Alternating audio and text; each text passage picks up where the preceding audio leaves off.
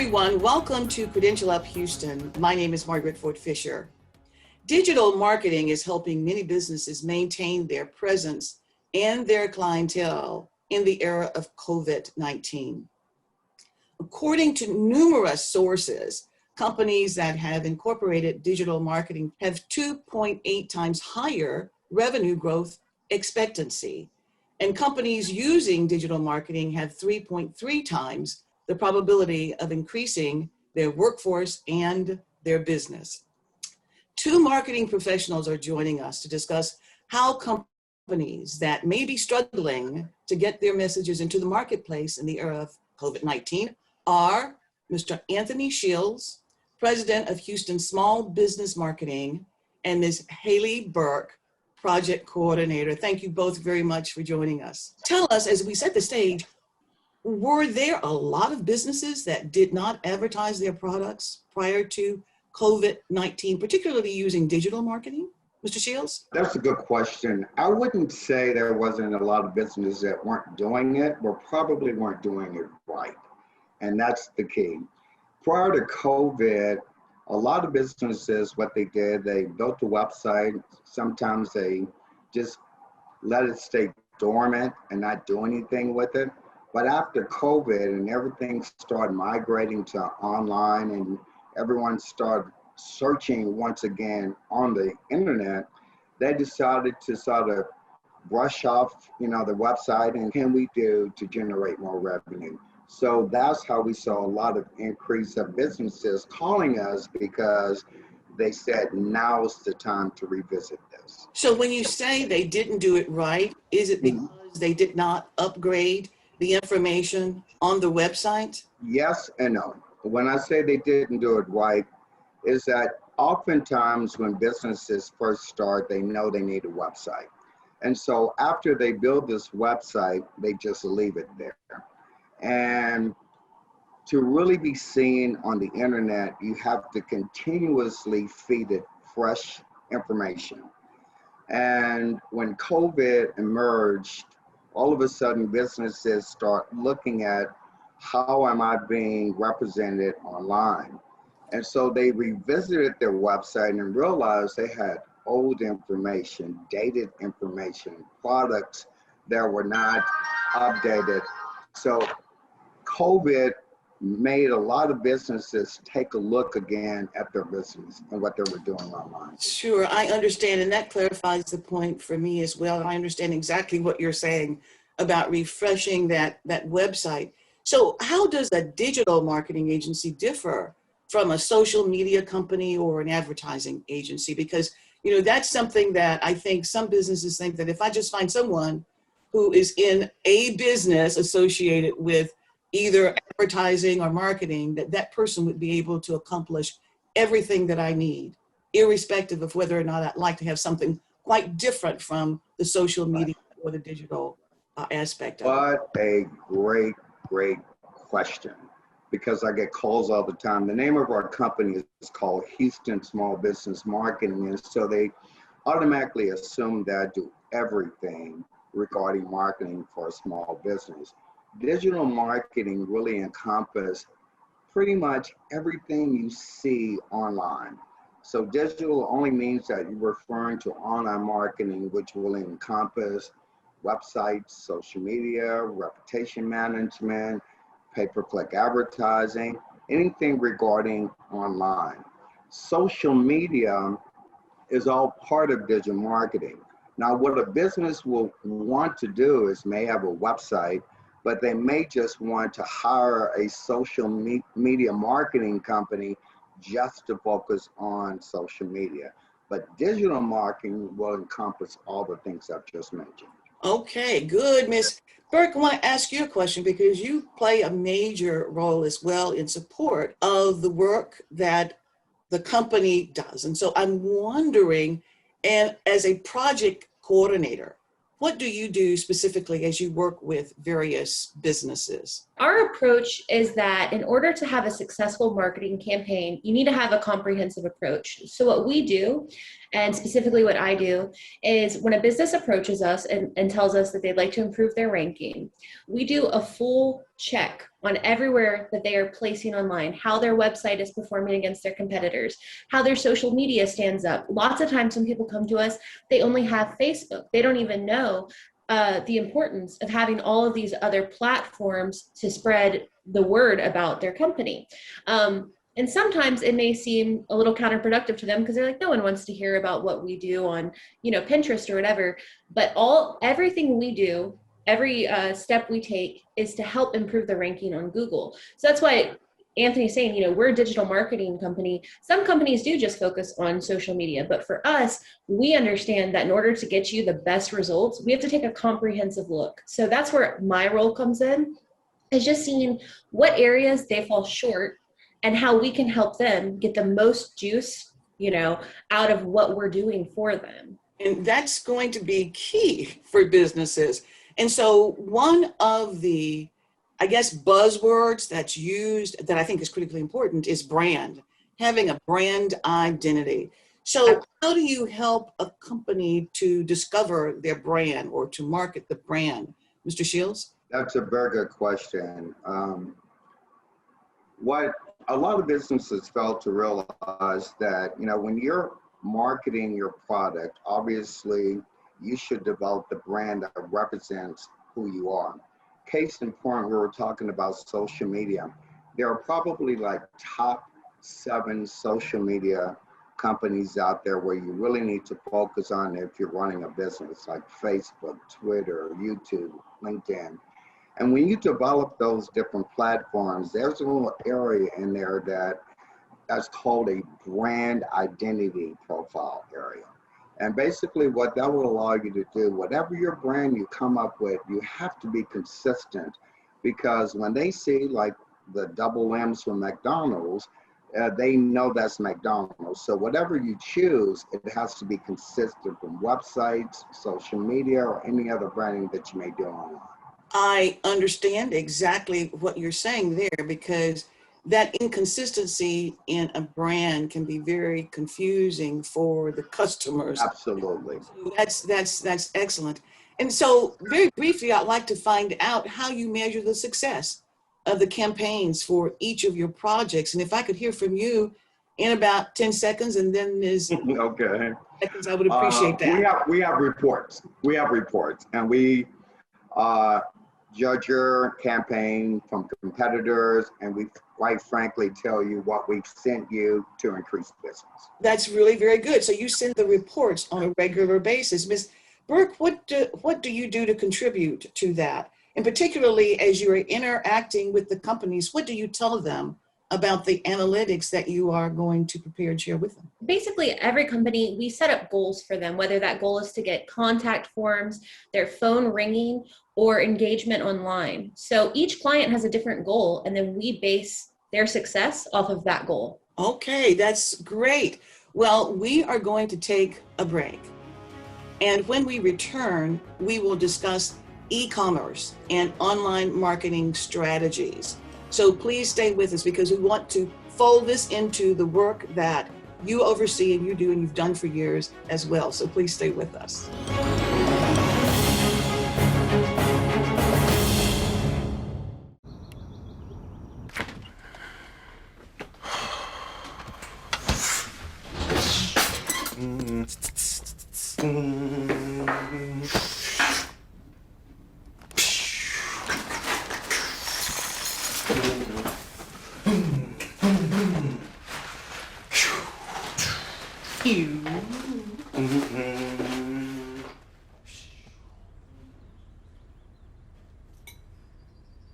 I know kids worry about a lot of things. Getting enough food to eat shouldn't be one of them. Through a nationwide network of food banks, Feeding America serves virtually every community in the United States. See how you can help your community. Visit feedingamerica.org. Welcome to HTC. Let me teach you. Let me help you get college credits. Let me train you for a new career. Let me change your life. Come learn with us. HCC, for everyone, anytime, anyway.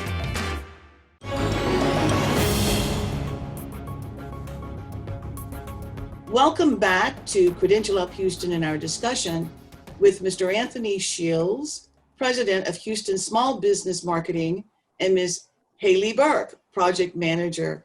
Thank you both for staying with us. You know, I'd like to share a quote by a gentleman by the name of Andrew Roach, who in his article, How E-Commerce Will Change in 2021 and Beyond, he said that Google e-commerce sales and the common language will change. Sales amounted to nearly $3.5 trillion worldwide in 2019 and is proving to be an increasingly lucrative option for businesses.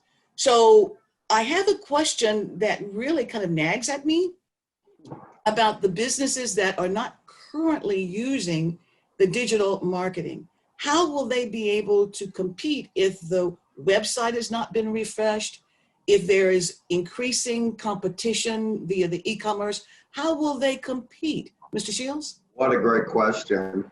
And that's really the million-dollar question. You know, when there are companies already online that's been paying for marketing, getting their products seen, we've got to remember that when you ever look at a page on Google, there's probably only about 15, 20 slots on that first page, right? So you've got to find out different strategies to get your product or products to be seen.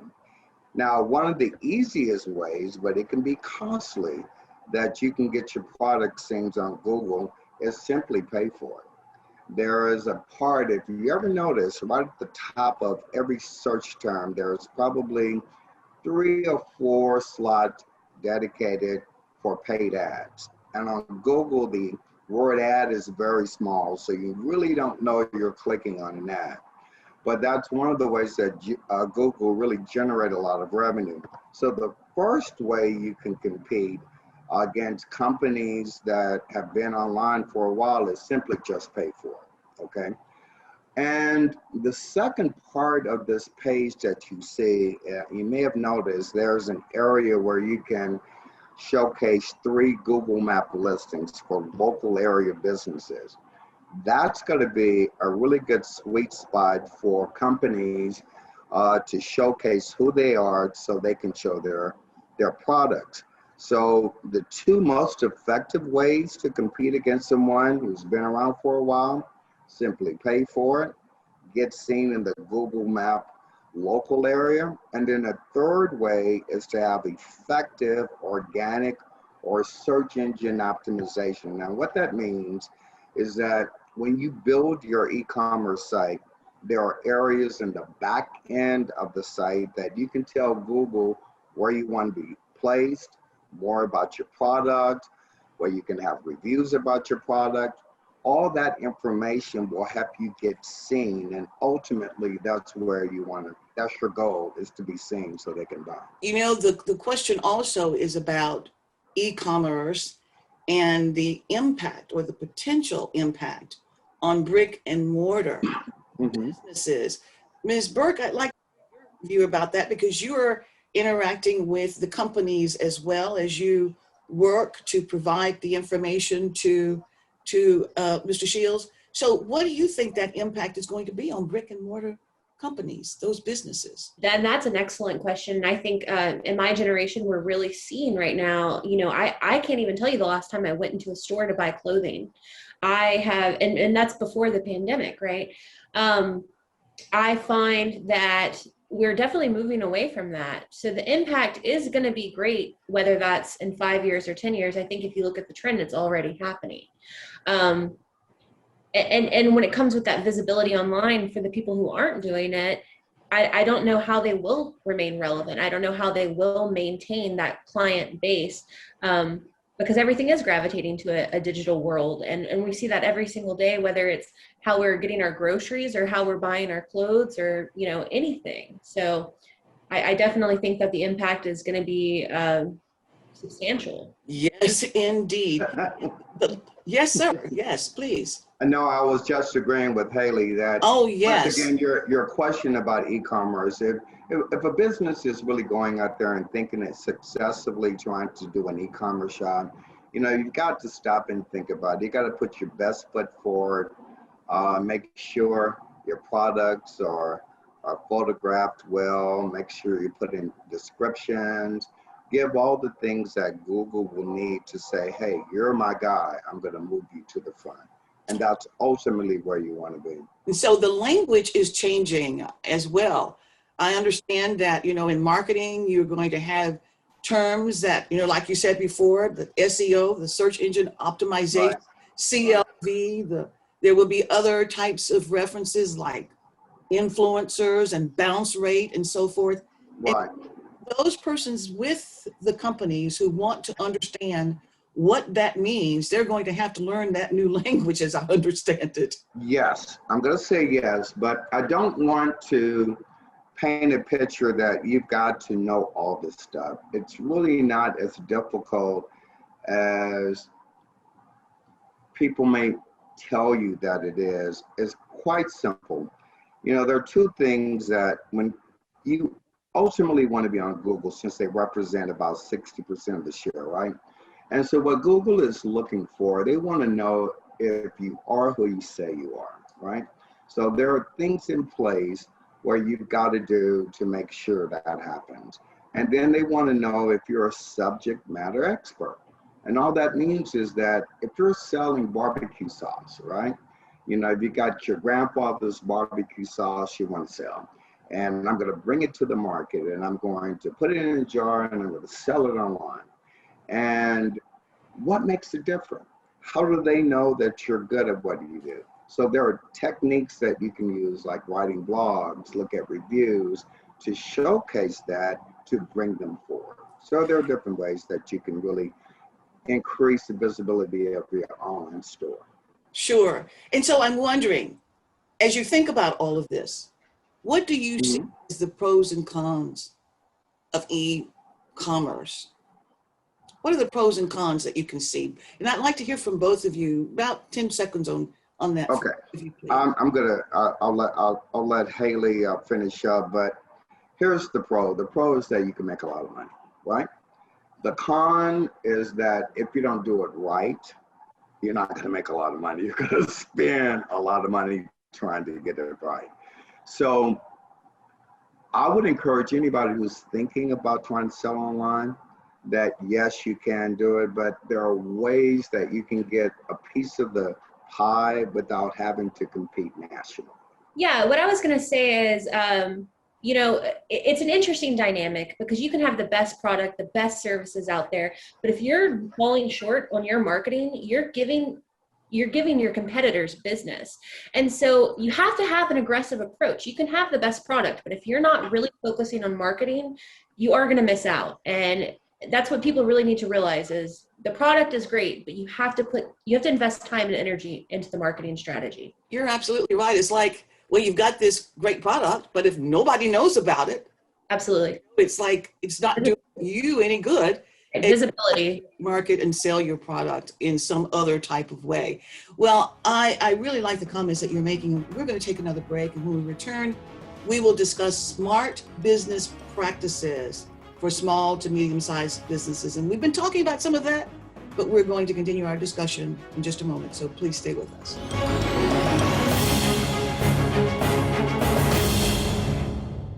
Today I'm going to talk to you about physics. Come on in, girls. Let's go.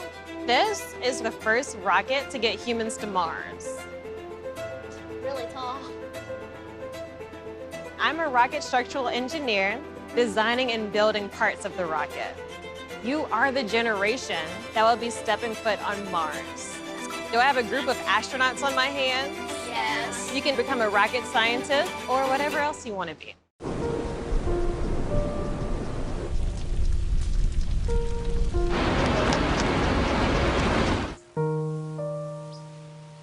Don't wait. Communicate. Make your emergency plan today.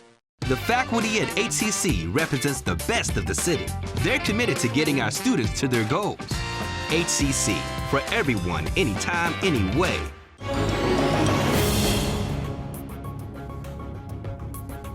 Welcome back to Credential Up Houston. We're continuing our discussion with Mr. Anthony Shields and Ms. Haley Burke, both of Houston Small Business Marketing.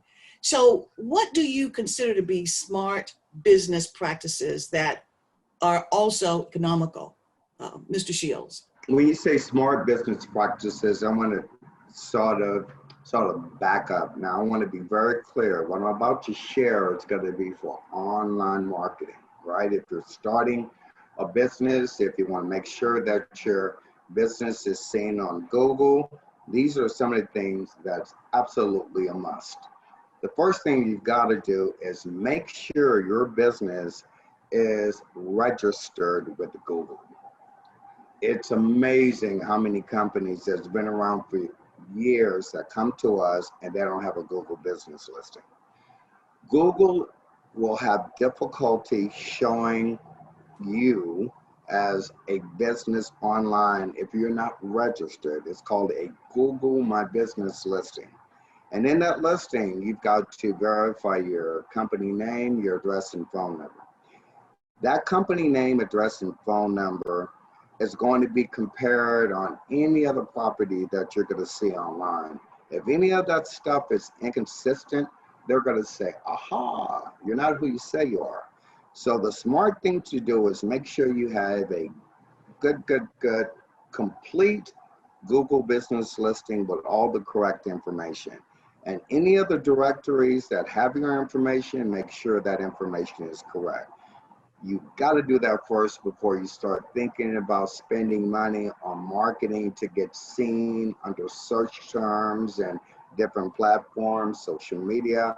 Make sure your name and address and telephone number is consistent. That's the number one takeaway that I want you to leave with.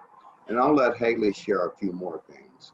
Very good. And what I'd like to kind of put to is the marketing plan and to ask Ms. Burke, so given all of what Mr. Shields just shared, as you look at the smart business practice as well, maybe the marketing plan would be developed next after you get all of the other pieces in place. So what should be included in that marketing plan? Absolutely. And as I said before, it's really important to look at it as a comprehensive project. You can't just focus on one area. Strong marketing, digital marketing, and good SEO, it starts with thoughtful web development. And that's something we put a lot of energy into. When we design a website, every image we place, every word we write is done with a purpose. It is amazing how just designing your website correctly can help you to rise in the rankings out. You might have competitors who've been established for years, but if you design your website thoughtfully, you have the ability to come in and really rise quickly. In addition to that, of course, we put a lot of focus on social media marketing. We look at how we can reach your audience online, how we can grow it and engage, because when you grow your audience online, that will convert into real life customers. And we see that all the time. So absolutely, you start there. And then a huge area that I focus on is blog writing. So that's content marketing. In order to really manipulate search results to work for you, we utilize blogs. So if you have a certain service area or a certain service that your company offers that you want to highlight, well, we're going to write blogs thoughtfully in a way that come up under Google search terms that people who are organically looking for you are typing into their computer. That's what we really do. We're helping people who have an organic interest in the services you offer find your website. And when it's done properly, the results are amazing. Yes, and you use one of those terms as well that I read about, and that's conversion and conversion rate. I think that's a great connection there that you're making to the importance of a great marketing plan. And then, of course, looking at all of the other components of ensuring that you are on Google and so forth and that you're registered properly.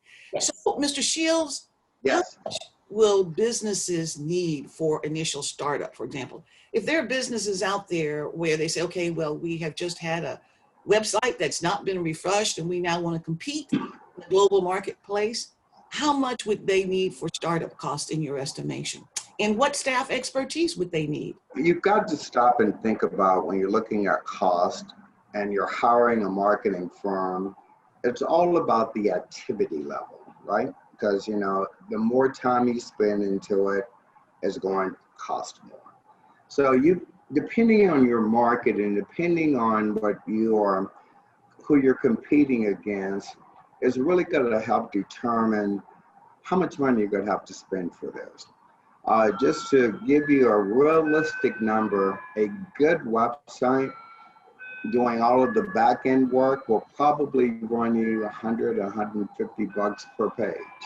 Then you've got to determine how many pages do you need. Let me tell you what, that's important. There are different techniques that you can use to rise to the top quickly, instead of competing with someone who's been around for a long time. And this is really important to understand. If you are a house painter, so everyone who's looking for a house painter will probably type in house painting Houston, right? So there's only 10 to 12 slots on that first page. And most people take the path of least resistance, and they call the first thing they see. They may go back 1, 2, or 3 pages. But part of local marketing or local search engine optimization, we suggest to our clients, instead of competing against someone who's spent $1 million to be on the first page, and you don't have that $1 million, you're located in Nederland. And in Nederland, why don't you focus on Nederland? Your search term should be Nederland house painting. And then there are like 10 areas going around Nederland that you can build dedicated pages for those areas. Now, the goal is to get business. Whether or not you're going to get a lot of business or not as much, but you want to get business. So if you can compete in Nederland when there's not $1 million being thrown in Nederland, you're still going to get a job. Mm-hmm. So best practice is just think about your backyard, draw a line, a circle around it, and start there instead of trying to do everything in Houston or globally, because you pay for your marketing and you got some money to sort of build up to pay more money. Of course, and so it's like you start small. There you go. Micro to the macro. There you go. We are about to conclude this session, and we still have so much more to cover, but I'd like to get final thoughts from both you and Ms. Burke on any comments that you have not shared that you would like to share with our viewing audience. So let's begin with you, Ms. Burke, and we will close with Mr. Shields. Just to kind of come in on what Anthony was just saying, it's easy to dominate a small area. Jersey Village, Spring, Texas, something like that. So that is the practice that we focus on, is we'll get you to the top of all of these areas. And once you dominate all of those areas, it becomes much easier to rank high in Houston. So that's our approach. We like to just really hone it in, and we have a lot of success doing that. Great. Mr. Shields? Yeah, I want to finish by saying, if you have a dream, if you want to start this business, now is the time to do it. Everything is affordable now. There are a lot of good software out there. There are companies that can help you. Don't give up. Don't think you can't compete out there against the big guys, because there are strategies where you can still compete, start small, and grow. Very good. Mr. Shields and Ms. Burke, thank you very much for joining us and sharing your expertise, for all of the great information and insights that you shared. And I also thank you, our viewers, for watching. If you are interested in becoming a digital marketing professional or credentialing up in any career field, go to hccs.edu/now and take a look at the many certificate and degree options available to you. So again, thank you so much for joining us. This has been Credential Up Houston. We will see you again next time.